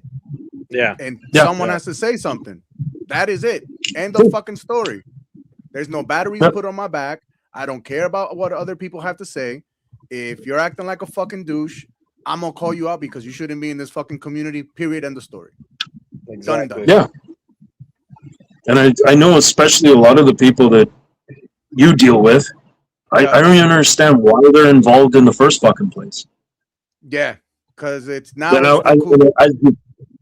As you've probably noticed, I will not say their names. And the reason I refuse to say their fucking names is because I don't want to give them what they so desperately fucking want. You and pretty much everyone knows who the fuck I'm talking about, and they know if they're watching, and I know they like to have their little spies because of the weird ass shit that they do. But fuck, I'm not going to give them that validation. They don't deserve it. But my biggest thing about all of those things. My bad. Speaking of the devil, good day, lads. That's the homie Ronnie Trickshot. FYI, 4 hours and 15 minutes about TG Vaughn over at Just for Men this morning. Your YouTube followers are about to go up. Your YouTube followers are about to go up, dog. Oh, sounds fun. The thing with that guy and that whole thing, he doesn't create anything. A fucking thing. He creates less than nothing. I spent like a whole 3 minutes going through his profiles and shit after all that set off, because like anytime someone's a dick to an artist about their art, I'm always curious, like, okay, so what level are you at? What do you do? And I flip through this shit, and there's nothing. There's literally nothing. There's not even like a crayon drawing on a piece of paper. Like, it's just just screaming and hollering the same, copy pasta bullshit that we've been reading for like 15 goddamn fucking endless years now. So it's like, wait, why are you even like involving yourself in this community, if you will?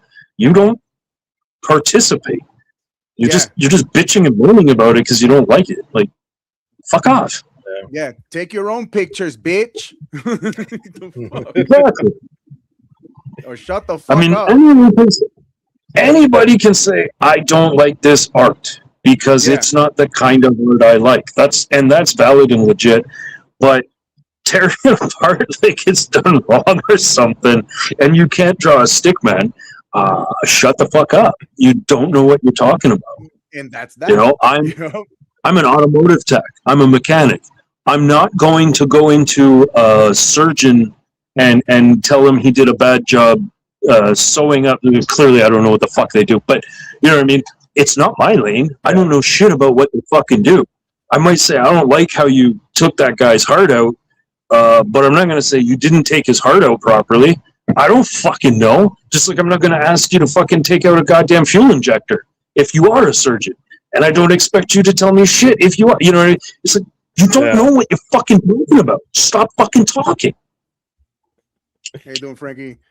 So Dark Multiverse says, not just Vaughn, me too, Bad Wolf. He's still salty about my comment from weeks ago. You guys made it to the Woke Toy Avengers. Welcome to the team. The Social Justice League. Welcome to the team.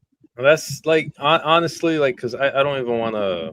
Want to go on it way too much, but just real quick. I mean, it's pretty much just his MO. I mean, it's like he doesn't. Yeah. It's exactly like you guys said. Well, he does not bring anything in terms of creative to the table. What he does is basically he gatekeeps, plain and simple. He refuses to have anyone else at this imaginary table that he's the head at, and it's like it doesn't work that way. It doesn't at all. But I've got it always comes off as a gift. It does. That's 100%. Exactly what it is. And I'm gonna waste all of my life. I'm gonna scour the internet looking for something that goes against the bizarre ethics or whatever you want to call it that I believe in, or I'm pretending to believe in, usually, because it appeals to a bunch of shit stains that'll throw money at me because they're fucking marks, and then I'll just scream and rant and rave as loud as I fucking can, saying the same 12 things over and over again, because those asshole scumbags are gonna clap like seals for me and throw meta pennies at me and shit, and it's like, that's what you want to do with your life? All right, man. Okie dokie. Yep. That's why you don't see me like giving it so much more attention anymore, because I'm just kind of like, let's just fight. Let's just throw fucking hands, bro. That's it. Yeah. I'm done with the back and forth. We can fucking throw some hands and call it a fucking day. That's it. Or shut the fuck up and take some pictures. Like I said before, do the pictures you want to see. Since you have a problem with our shit, do the pictures you want to see. Bring something to this community, motherfucker. All right, we're done. We're done with that. So just a little bit of a tangent, moving off from the photography, and it kind of segues what we were just talking about, kind of segues into it a little bit. I know you recently opened up with a pretty big health scare recently yourself, Megs. You mentioned you were talking about having those severe chest pains that got you in the hospital. Pretty much right after you hit the big 4-7. And you have said before that you really didn't respect your own health, and you normally like you would have just shrugged off anything happening in terms of the stabbing pain and kept on working. But after you've had to deal with all that, which is, let's just pretty much call it a wake-up call, in terms of having to deal with that, and it may be changing how you do things on a daily basis, not just how you treat yourself, but maybe has it also changed the time that you value in terms of this hobby and anything else, honestly? It changed everything. It got me thinking about absolutely everything differently. I changed my entire life. Not because of just that. That was one, we'll call it a push, that didn't lead to enough change. So that was in February. And then March, there was another push. There was an incident that I think I've told Tats about. I don't know if I've talked to TG about it, but I think you know what I'm talking about. I'm not going to get into details about that. And it was, I mean, to be quite honest, it wasn't an incident that I've never found myself in before. But there was several, I like to call them pushes, that led me to, because I'd been questioning certain behaviors of my own and whatnot. I was a drunk, raging drunk for 30 fucking years, but I had been questioning that for quite some time, and then all these little incidents, I call them pushes, just showed me how quickly so many things can be taken. Mm-hmm. And when I was young, I never thought too much about losing because I didn't have a lot to lose. I was the troubled asshole kid that really didn't have much of anything to lose, and I got away with a lot that I shouldn't have gotten away with. And I lived a very lucky life in a lot of ways. And this year, yeah, those little incidents, those little pushes, kind of opened my eyes to, well, no matter how I might have thought or felt about life when I was younger, I have absolutely everything to lose now. I have a beautiful wife that I absolutely adore. We have a nice little life here. I have 2 dogs. So we became the crazy dog people. We're the crazy dog white people, where there are kids and shit like that. The stupid shit that's cartoonish. Yeah, that's us now. But like, there's so many things that I saw I could lose in a heartbeat that I would absolutely fight tooth and nail to keep, and it led me to change absolutely fucking everything about how I do all aspects of my life. And I'm an extremist. I'm very much an extremist at heart, in a lot of ways. And when I commit to anything, I commit beyond 100%, and I go way too far with it. And sometimes that's good, sometimes it's bad. But obviously, so yeah, I changed absolutely everything about my lifestyle. Absolutely 100%. And it's funny because, I don't know, as short as maybe a month ago, I would have been way too shy to mention my alcoholism and my history, because I was, like, since I was like 13 years old, I was a binge drinker nonstop. And I'm 47, so that's a really long run. And there were periods of time where it would be 5, 6, 7 days a week, just shit hammered. And then there were, in my later years, it was under control, where I was, weekends only. But, Friday afternoon on my way home, I'm stopping at the beer or liquor store to pick up way too much that would be gone that night. And then I'd wake up and I'd had to take empties back, and I'd go and pick up more. And it was never, and then Sunday, same thing. And then, Sunday night, that's it. I'm done now because I got to go to work Monday. And I was Mr. Responsible, and I quote unquote made it work, except I didn't. And I think that's the biggest lie. And that was the weirdest part. But anyway, I'm babbling now, sorry. But my point was, it's like, up until about a month, maybe 3 weeks ago, I would have been too embarrassed to really talk about this publicly. And I've recently, in the last week or so, it's just, I think I've come to a point where I realize, number one, I'm not that important in general to the world. So why am I embarrassed? Everyone fucks up, and my story's not that unique. I fucked up, and I got lucky. Boo-hoo! I'm embarrassed because I screwed some shit up, and I did some bad things, and now I'm not. Now I'm doing all the right things. And we'll see how this goes from here on out, right? But the whole, I'm embarrassed because fuck off. Yep. Fuck off with that. It's dumb. I honestly, truly believe that most of the reason I started even thinking about my drinking to begin with is a guy a little bit older than me, we've become really close friends at work, which is ironic because so much of our lives are parallel. But he had recently done some time in prison because of some shit he fucked up because of his alcohol and drug abuse. And he was off the rails, and he was in rehab and all that kind of bullshit, and he was fresh.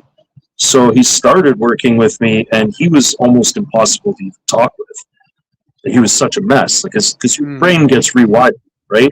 Yeah. I wasn't that bad, obviously, but like he was fucked.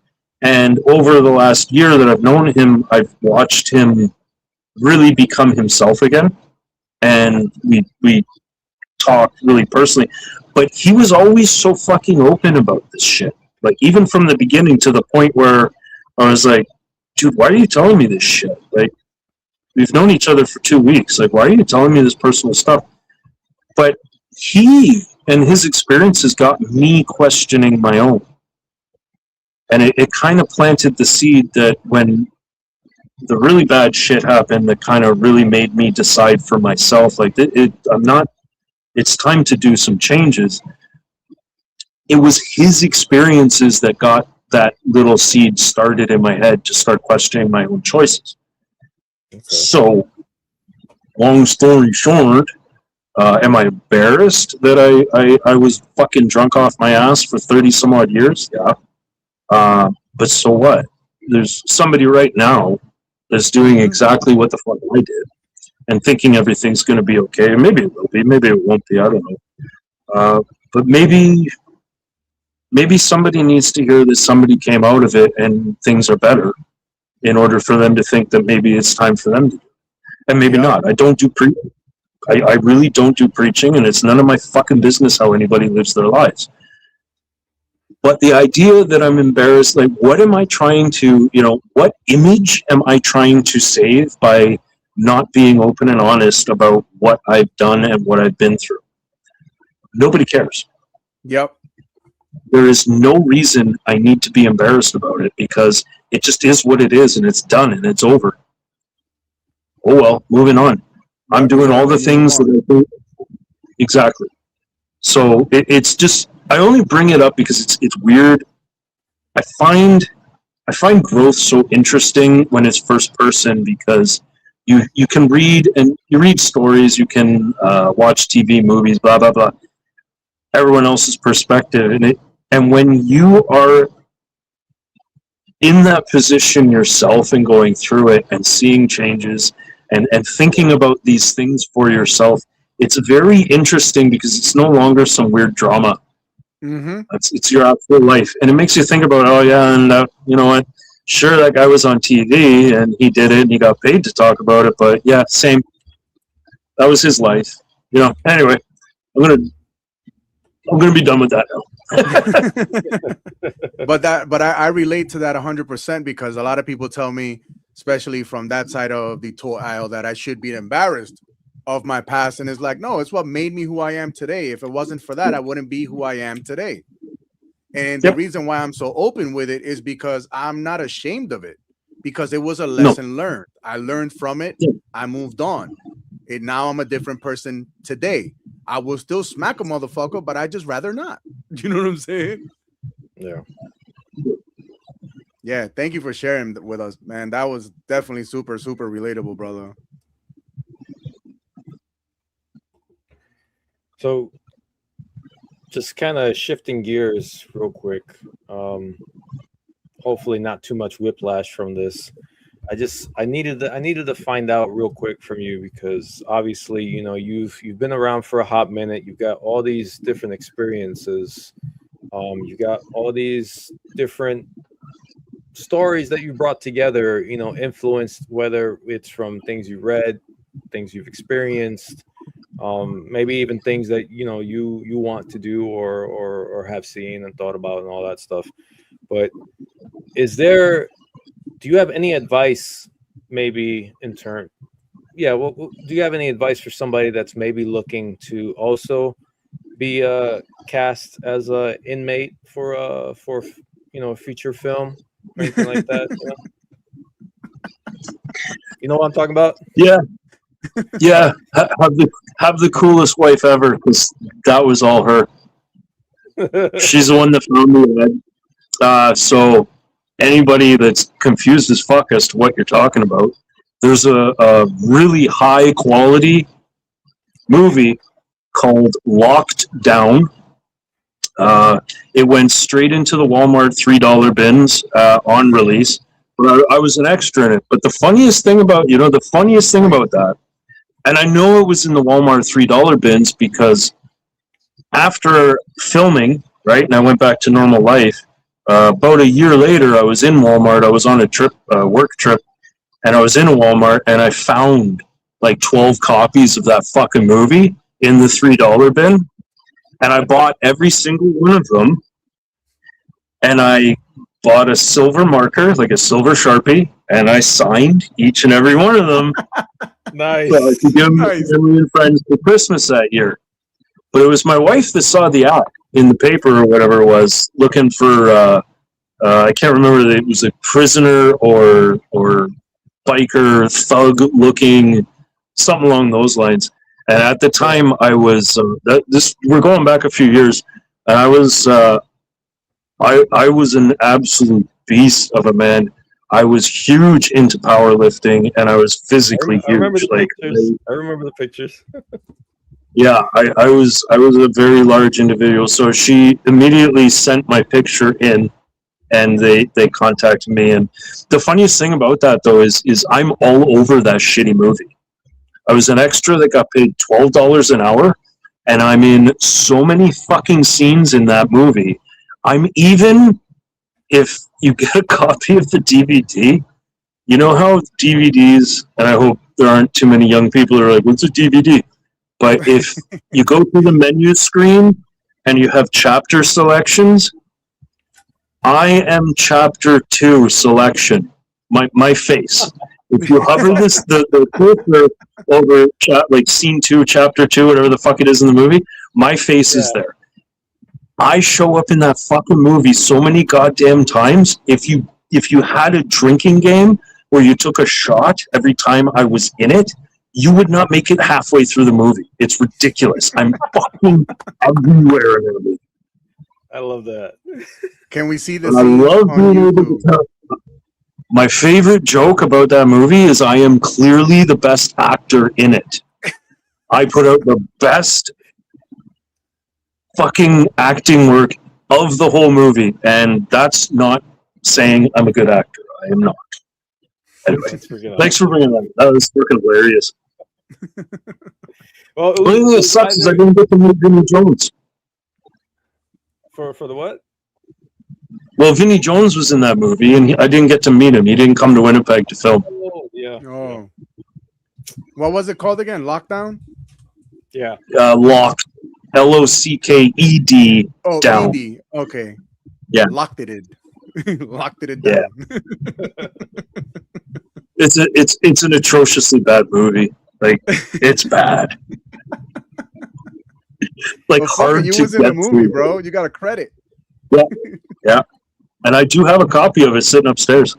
Hey, awesome. He looks freaking badass in it too, man. He was a fucking absolute unit. Like he looks badass right now with the beard too. But you look at him in that fucking movie, I wouldn't want to fuck with that dude. Right. I think I was something like 280 pounds back then. I was huge, bro. All I did was eat and lift. All I fucking did, eat, lift, and work. So I was big. I'm gonna see if it's on YouTube because now I gotta see this shit. Yeah, it was a toss up between either throwing out the movie credit or well, have you talk about it anyway, or bringing up the fact that you stopped a fucking bank robber while you were at work. Jesus, I know about the incident that you had told me, but my man's just a badass, bro. Well, I mean, that was just luck. But yeah, I was at work. And the shop doors were open because it's summer, right? And there was a commotion. It's where I was working at the time, very busy street, major intersection, like major street. And there was a big commotion. Everyone's kind of looking out the bay doors, and you see this guy just scrambling, running towards us. And a whole shit ton of cops running after him. We're all just kind of watching because when stuff like that happens, it's so hard to believe it's happening. You know, we're all just watching, and finally I figured it out. Like, this motherfucker's running from the cops, and he made a beeline into the shop, most of my coworkers like jumping out of the way, and he kind of came towards me, and I was just like, "Oh, okay." Fucking dropped his ass. And then I did get interviewed. I did get interviewed on the news for that. And it was funny because I don't know if you've ever seen the YouTube clip of the guy. It's like a white guy. I think he had dreads, and he's like real surfer talker, and he's telling a story on the news, and he's like, "Yeah, then I hit him with my hatchet." What? Yeah. You know the clip? I was talking like that guy through the whole fucking interview. It was hilarious. I was so fucking with them. I was fucking with them so bad that the look on the reporter's eyes was like, "Is this guy for real?" No, I wasn't. I was fucking with it.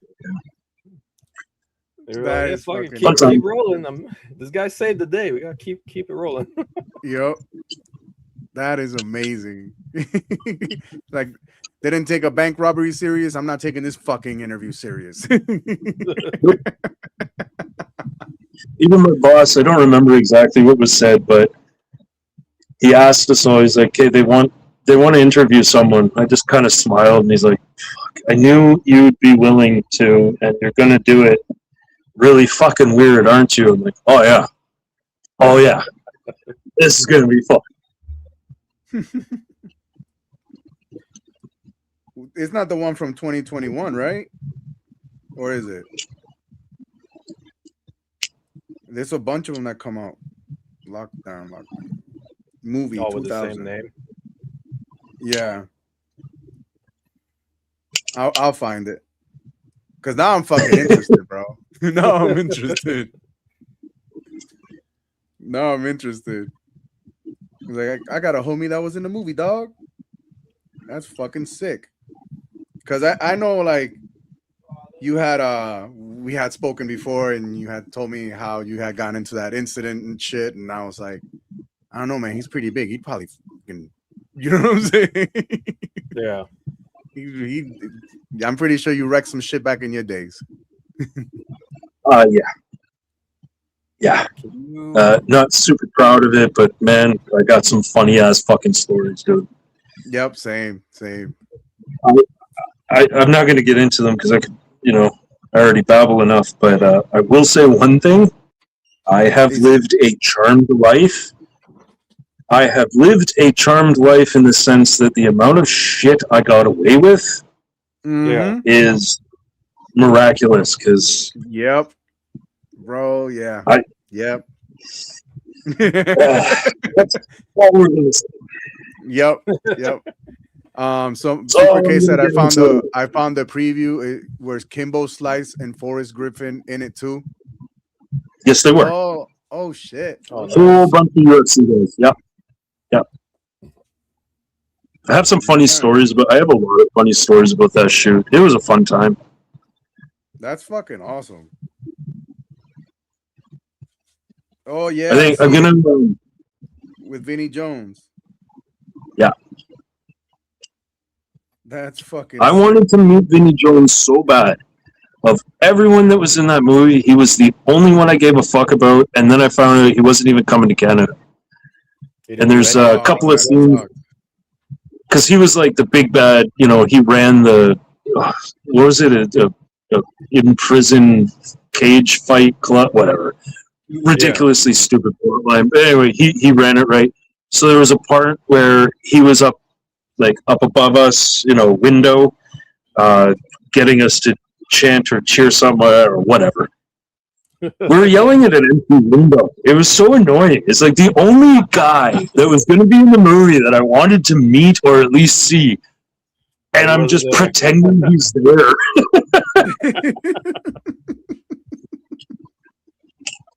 And then, of course, Kimbo Slice too. He couldn't get over the border, so he wasn't there. So the only two people I gave a rat's ass about that was in the movie didn't get to me. Oh, that sucks. It was like you went for that sole purpose, and then they couldn't clear to get there. That fucking sucks. Yeah, it was pretty funny though. I don't know his name. He's an actor, but there's a guy in the movie, and he's an older black guy with white dreads, or he had them for the movie. I don't know if it was him. Anyway, so there was a lot of us as extras, and they would feed us. They fed us quite well. They would give us these like breakfast buffets and shit. And I remember, and there was like 2 separate rooms. One room was for like real people, and then one room was for us extras. So the extras had their own buffet set up and everything, and then there was another room where like actual actors and like, you know, people that have jobs for real in the movie, they had a better menu set up, whatever. And because I'm such a good listener and I follow the rules so well, I don't. So one day I was just like, I'm going over there. Fuck these scrambled eggs. I want to see if their scrambled eggs are warm. So I go into the other room and I just wander up, start filling my plate. And for the most part, everyone's ignoring me.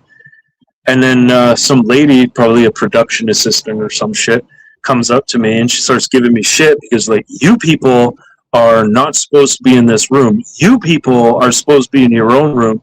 And then she said one more time, you people, and all I heard from behind her was, what the fuck do you mean, you people? And it was the actor with the white dreads, the black guy. And she started stumbling over her words, and she's like, and I'm just standing there like, I caught that he was cracking a joke right off the hop, obviously. And just watching her basically fall apart in embarrassment over absolutely nothing. It was so worth it. And then she just like, until she walked off. And he looked at me, he smiled. I'm like, bruh, thank you. These muffins are so much better than ours.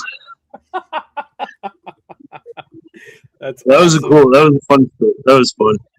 And they left, and I kept going into the wrong room to eat ever since that day. I was like, if they bring it up, man, it's just going to be fun.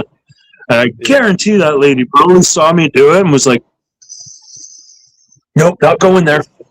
Yeah, no more. Oh, man. T, can you put up a new, see if we can share that one?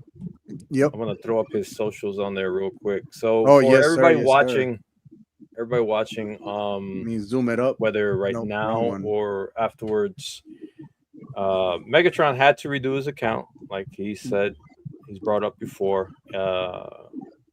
He does have all these wonderful, awesome new shots on it right now. The Mythic Legions always look so fucking epic, dude. It's almost like you go from epic cinematic to like straight like wartime cinematic shots. It's so fucking good. Top 3, one of my favorite photographers right here, and I'm interviewing him, talking shit and kicking the shit. Yeah, dude. I spoke to Zur and Ra as well the other day, and I was like, hey, you're one of my like top 3, bro. It's TG, you, Zur, Boog, and Patrick Ohm, because he does, and then Figure Mania show, because that dude is fucking insane with the kaiju. The kaiju king. Yep. Look at this shot right here. Fucking breaker. Look at that. I love that. Breaker talking shit. Don't they always? Well, they do when I write for them, that's for sure. I make everyone turn into a sarcastic asshole.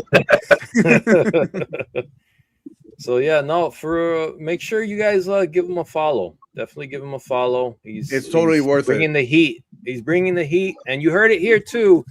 You know, if you had seen any of his old stuff, you know, cherish those memories.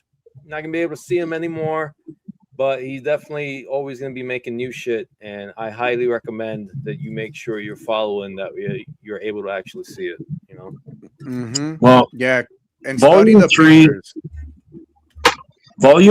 of Chronicles of the 5-2 has started officially, obviously, because right there. Yeah, right there. It is, spoiler alert, it is going to be the final volume. Okay. I decided a long time ago I'm putting them down. I'm putting them to bed, and there will be no Volume 4 for Chronicles of the 5-2. They'll still be kicking around. I'll still toss them in here and there or whatever, but I do have, and I've had ideas for both a Viper unit and Snow Serpent unit that I'd like to go into next. So hopefully by then I'm a half decent writer and I can come up with some better ideas than just stealing shit off of comics and books that I read before. But we'll see how that goes. Yeah, no, I don't have any doubt as to the level of skill that you're going to bring to this, because you definitely got a lot of people looking forward to it. Mm-hmm. I really wanted to publicly state that Volume 3 will be the end of it, because it holds me to account to make sure I do that. Make sure you I finish can't change my mind. Yeah, I want it done, not because I'm tired of them or anything. I fucking love them. I want to make sure I close that off in the best possible way I can. And what I have planned, and of course I make a lot of shit up on the fly, but what I have planned I think should work out. I think it'll be good. I hope so. We'll see how it goes. If not, I'll learn from it, and then the next crazy-ass fucking idea that goes on and on forever that I come up with, I'll see if I can do it better. We'll just go from there. It is what it is. No, but it's been so much fun. Man, Nice, is nice. there besides the 5-2? Is there anything else that you wanna, while you got the chance, anything else you want to plug? You wanna put out there for people or anything like that? I don't self-promote, brother. You barely let us do that. You barely let us do that for you. Either people find me on their own or they don't. It's I don't self-promote. I don't believe in it. I'm not knocking anyone that does. It's just not something I ever wanted to do. Fair enough, man. Well, if you like what I do, awesome. I got stuff coming. And we'll see how it plays out. Awesome. I do have a small request though from one of my own kiddos. Actually, they are a fan of your dinosaur shots, so hoping that's going to be in the wheelhouse in the future for you. I'm not going to give too much away, but I will always end up going back to dinosaurs. I love my dinosaurs so much. I've loved dinosaurs since I could first fucking read, and that's like kindergarten or before it. I don't remember. I fell in love with dinosaurs very early on in life, and I will always always love my dinosaurs. So yeah, there's more coming. I am dedicating my new Instagram page to Volume 3 of the Chronicles of the 5-2 until it is finished. Because what I've learned through the first 2 volumes is that if I do other stuff, it just becomes too distracting, and it makes it harder and harder to even figure out what's going on for me. Like it's a story that you can't read if it's constantly interrupted. So it just makes sense for me to just focus on one thing at a time. And then once it closes off and it's finished, then you'll see all kinds of fun shit. Lots of Mythic Legion shit will be dropped. I'll definitely be going back to the dinosaurs, and who knows what else. Punisher, of course. Mm-hmm. Yeah, Punishers. At this time around, we need a Frank. We need Frank, even if it's just pictures of Frank doing what Frank does. We need Frank. All right, man. I think we're calling it because we're at 2 hours 8 minutes. You guys happy with that? Anything else you want to ask, TG? Anything you want to plug? Just real quick, I want to give a huge thank you to everybody that tuned in to watch this live, hang out with us. To everybody and anybody that's going to catch this on the replay, thank you again for sticking it out this long. Tats and I, we definitely appreciate the support. And I want to give a huge thank you and shout out to our guest for tonight, Megatron himself. Absolutely. Thank you for agreeing to sit down with us. Thank you for sharing your shit with us. Be honest. I caught you. I was waiting. I offered. When you guys Yeah. first started Yeah, the yeah, show, that is true. That is true. offered, Yeah. That is true. Yeah, And I was you like, did. what? Yeah. don't throw it off like you had to come begging me to come on. I No, that is offered. true. That is true. I That is will. true. I will always act the opposite because for as long as I've known you, man, and I'll be up front. I've always been a fan of you since day one, and I Mhm. still remember the first piece of real advice you gave me, which point blank you told me to basically work on my Point the death barrels of field. the oh, sorry, what was that? you told me to work on my depth of field, And and this dude that's is a solid fucking advice. master at it. Yeah. Yes. He is a master at it. Before we go, I do want to say we will be back next month with some more financial mistakes with some different guests. We will be having Shadow Moses 112, and we will be having Toy Box Rebel as well, and that should be a really good one because she definitely deserves the light, and so does Shadow Moses. They both do amazing work. We also have Cultura Pop coming as well. And that's pretty much it. I think we are done. I'm gonna leave everybody with their favorite song, G.I. Joe, the real American douchebag. Whenever there's woke, G.I. Joe is there. G.I. Joe. Powered by Tats and Toys. Toys. Tats and Toys.